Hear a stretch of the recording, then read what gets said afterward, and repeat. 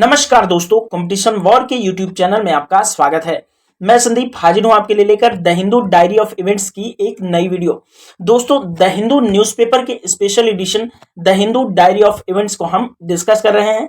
The Hindu diary के अंदर दोस्तों बेसिकली साल भर की महत्वपूर्ण घटनाक्रमों की श्रृंखला होती है, जिसके अंदर साल भर की 100 महत्वपूर्ण घटनाएं डिस्कस की गई होती हैं। उसी को लेकर के हम ये वीडियो बना रहे हैं। और दोस्तों, the Hindu diary of events का ये छठा वीडियो आपके सामने है। और इस छठी वीडियो के अंतर्गत देखिए हम नेशनल इवेंट्स को डिस्कस कर रहे हैं। अभी हम इंटरनेशनल जो इवेंट्स हैं उनको हम डिस्कस कर चुके हैं और अब बारी है दोस्तों नेशनल इवेंट की। नेशनल इवेंट का एक वीडियो ऑलरेडी आ चुका है और उस वीडियो के अंदर दोस्तों हम अपने इंडिजिनियसली मेड इंडिया का first aircraft carrier INS Vikrant की बात कर चुके हैं। और अब दोस्तों हम दो तीन और जानकारियों की बातचीत यहाँ पर शामिल करने वाले हैं। और आइए पहली जानकारी क्या है उसको देख लेते हैं। दोस्तों, पहली जानकारी हम जो डिस्कस करने वाले हैं वह है अमर जवान ज्योति को लेकर। दोस्तों, अमर जवान ज्योति क्या है उसको मैं पहले आपको बता देता हूं।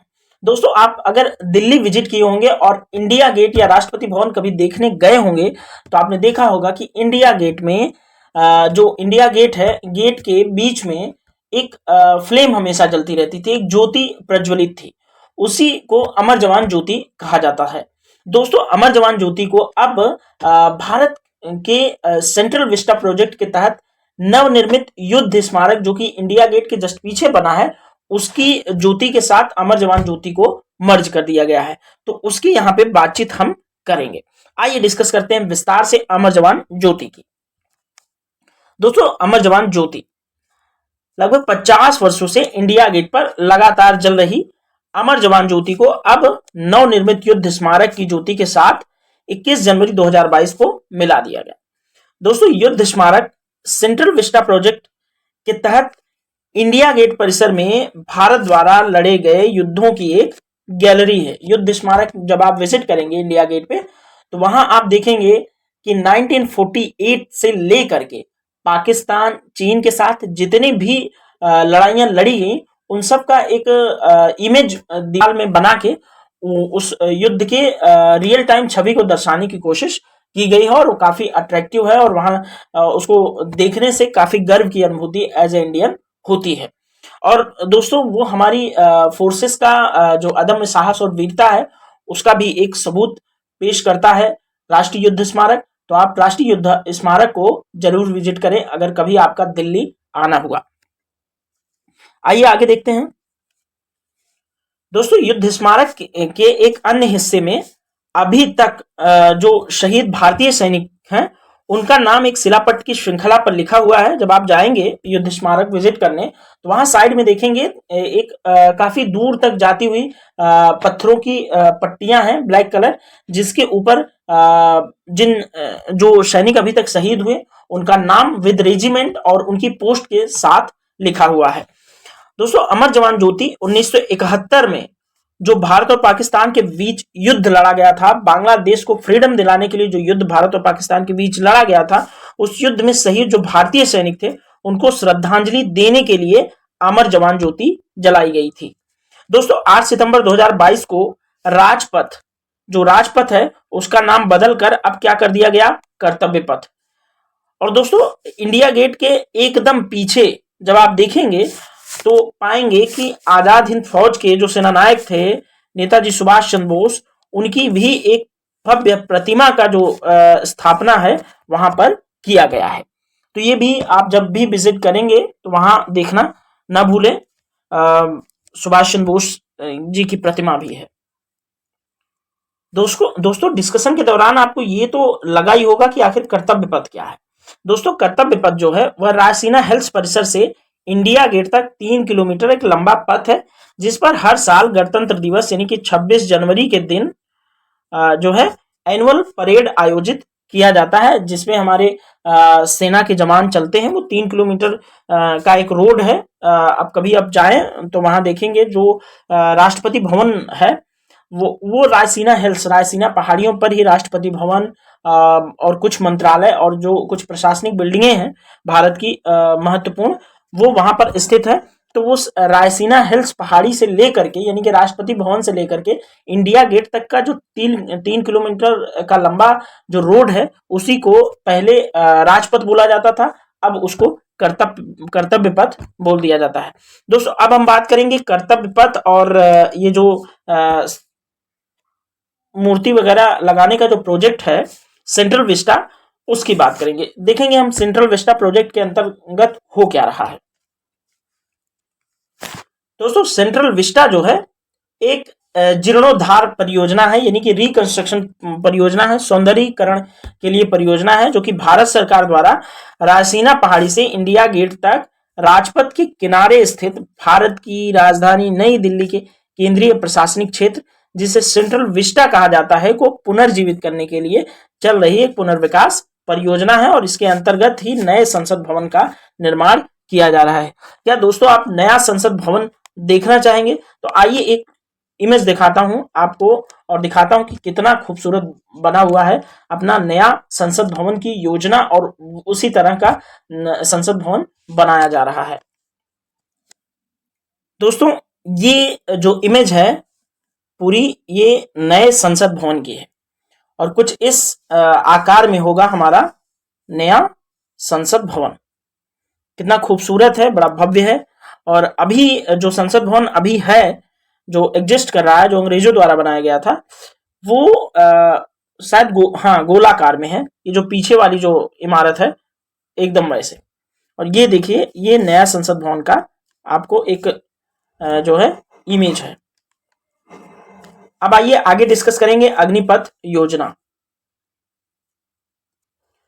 दोस्तों सेंट्रल विस्टा और अमर जवान ज्योति देखने के बाद अब हम बात करते हैं अग्निपथ योजना की, जिसको लेकर काफी गहमागहमी का माहौल देश में पूरे वर्ष रहा। काफी अलग अलग आलोचनाएं की गई गवर्नमेंट की।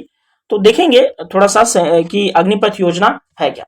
दोस्तों अग्निपथ योजना की घोषणा सरकार ने 14 जून 2022 को की थी। कब की थी? 14 जून 2022 को। ये याद रखने वाला लायक एक ऐतिहासिक तिथि बन गई है।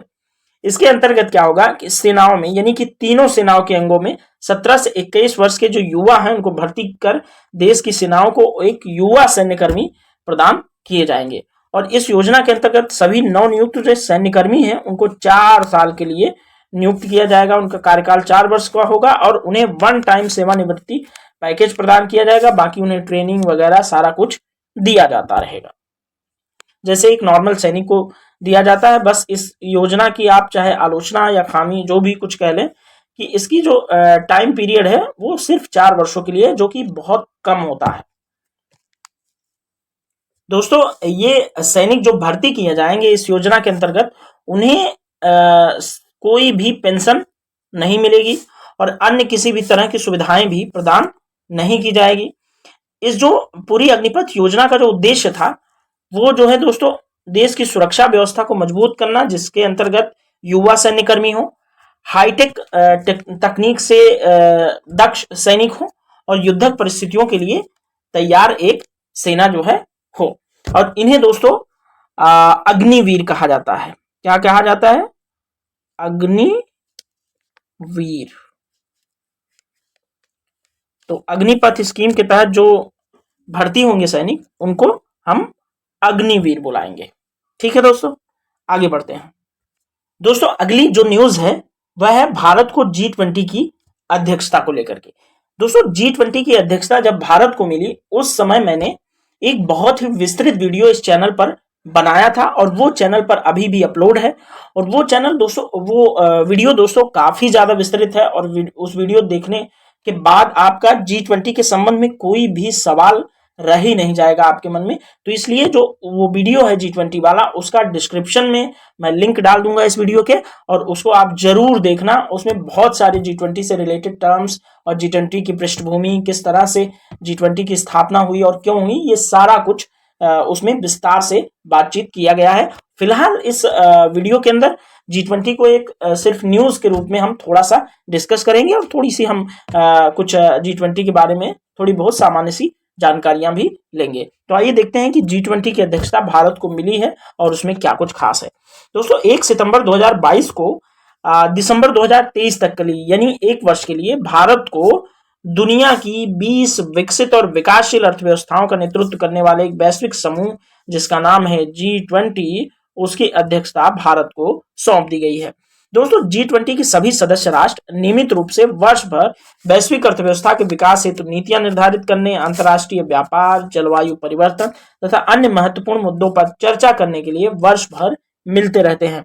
दोस्तों, जो G20 की अध्यक्षता जैसे भारत को 1 वर्ष के लिए मिली है, तो इन 1 वर्षों के दौरान विभिन्न सम्मेलन, विभिन्न जो कार्यक्रम हैं वो G20 के अंतर्गत भारत में पूरे वर्ष एक कार्यक्रमों की श्रृंखला ही चलाई जाएगी। अभी जब आज की मैं बात करूं तो आज अभी 2-3 दिन पहले और अभी भी क्वाड की मीटिंग हुई और दुनिया के जो टॉप मोस्ट खुफिया एजेंसीज हैं उनकी अभी बैठक हुई। जो हमारे राष्ट्रीय सुरक्षा सलाहकार हैं अजीत डोभाल जी, उनके नेतृत्व में, उनकी अध्यक्षता में एक बैठक दिल्ली में हुई। और प्लस एक जो जियो पॉलिटिक्स के लिहाज से बहुत इंपॉर्टेंट एनुअल डायलॉग्स होते हैं, रायसीना डायलॉग, उसका भी आयोजन किया गया है। और रायसीना डायलॉग को भी मैंने वीडियो के अंदर डिस्कस किया हुआ है, उसको भी मैं आपको डिस्क्रिप्शन में उसका लिंक प्रोवाइड करा दूंगा।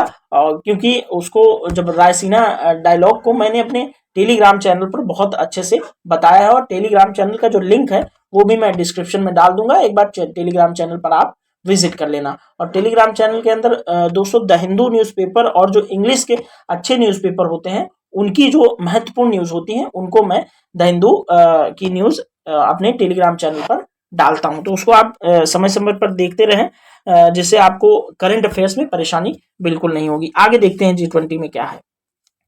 दोस्तों, G20 का जो है ये 18वां शिखर सम्मेलन जो होगा 2023 में भारत में आयोजित किया जाएगा, जो 1 वर्ष के लिए अध्यक्षता दी गई है, तो उसमें 18वां शिखर सम्मेलन भारत में आयोजित किया जाएगा। और 2022 की बात करें तो G20 की अध्यक्षता इंडोनेशिया के पास थी और इसके यहाँ जो सम्मेलन आयोजित हुआ वह 17वां G20 का सम्मेलन था। तो ये आप याद रखना कि 18वां हो रहा है इंडिया में और 17वां हो चुका कहां पे, इंडोनेशिया में। और 18वां जो है 19वां जो सम्मेलन होगा वह होगा दोस्तों ब्राजील में, क्योंकि 2024 में G20 की अध्यक्षता मिलने वाली है ब्राजील को।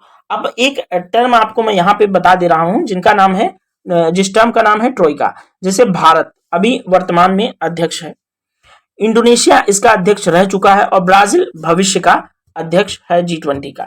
तो इन तीनों को अगर मिला देंगे तो एक शब्द बनता है जिसको हम बोलते हैं ट्रोइका। तो G20 का ट्रोइका शब्द कभी आपसे पूछा जाए तो आप बिल्कुल घबराना नहीं और बता देना कि G20 के वर्तमान अध्यक्ष, पूर्व अध्यक्ष और आगामी अध्यक्ष को मिलाकर एक टर्म बनाई जाती है जिसको क्या बोला जाता है, ट्रोइका। ठीक है दोस्तों, ट्रोइका आपको अच्छे से पता होना चाहिए। हो सकता है कभी किसी एग्जाम में पूछ ले, क्योंकि एक बहुत अच्छी टर्म है ट्रोइका। और G20 फिलहाल चर्चा में भी है, पूरे वर्ष चर्चा में था, तो इससे क्वेश्चन आने की संभावना आगामी परीक्षाओं में ज्यादा है। दोस्तों G20 को देख लेते हैं। G20 दोस्तों 20 अर्थव्यवस्थाओं का एक समूह है जिसमें 19 देश और एक यूरोपियन यूनियन आता है। G20 के अंतर्गत कौन कौन से देश होते हैं इसको देख लेंगे हम। दोस्तों G20 समूह के अंतर्गत अर्जेंटीना, ऑस्ट्रेलिया, कनाडा, चीन, European union, France, Germany, Bharat, Indonesia, Italy, Japan, Mexico, रूस, सऊदी अरब, दक्षिण अफ्रीका, कोरिया गणराज्य, तुर्की, यूनाइटेड किंगडम, संयुक्त राज्य अमेरिका शामिल है। एक ये यूरोपियन यूनियन को ले लो आप, और बाकी 19 देश अलग से हो गए, तो कुल मिलाकर के 19 + 1 बन गया आपका 20, तो हो गया क्या, G20। ठीक है दोस्तों, तो ये हो गया आपका G20। G20 की एक सामान्य जानकारी आपको और दे देता हूं कि G20 जो है दुनिया के 60% आबादी को कवर करता है और वैश्विक व्यापार के 80% व्यापार पर नियंत्रण रखते हैं G20 के देश। और वैश्विक व्यापार का 75%, ये आंकड़ा कुछ और है, ये मैं आपको क्लियर किया हूं एक दूसरा वीडियो जिसका लिंक मैं आपको नीचे डिस्क्रिप्शन में प्रोवाइड करा रहा हूं, उसमें है, तो उसको आप देख लेना। ये शायद जनसंख्या को शो कर रहा है। हाँ, ये 75% शायद जो है 75% देशों की, हाँ मुझे याद आ गया, ये जनसंख्या ही है। इसको आप वैश्विक व्यापार नहीं, आप जनसंख्या मान लें। ठीक है दोस्तों, तो जो 75% दुनिया की आबादी है वो G20 देशों में निवास करती है, और इसका नहीं, आबादी तो यहाँ मैंने बता ही दिया है। खैर, मैं इसको आपको फिर जो है डिस्क्रिप्शन में जो लिंक दिया हुआ है उसमें आप देख लेना, तो इसको आपको अच्छे से क्लियर हो जाएगा। तो यहाँ बिल्कुल पजल होने की ज़रूरत नहीं है, क्योंकि सॉरी, मैं खुद इस चीज़ से पजल हो गया और लिखते वक्त मैंने टाइप कर दिया, बट मुझे खुद भी थोड़ा सा इस तरह की मिस्टेक की उम्मीद मुझसे नहीं होती, तो मैं इसका ध्यान रखूंगा आगे। ठीक है, तो ये रहा आज का वीडियो, और आगे जो नेशनल इवेंट के अंतर्गत जो भी महत्वपूर्ण जानकारियां होंगी उसको मैं नेक्स्ट वीडियो में डिस्कस करूंगा। तब तक के लिए थैंक यू सो मच।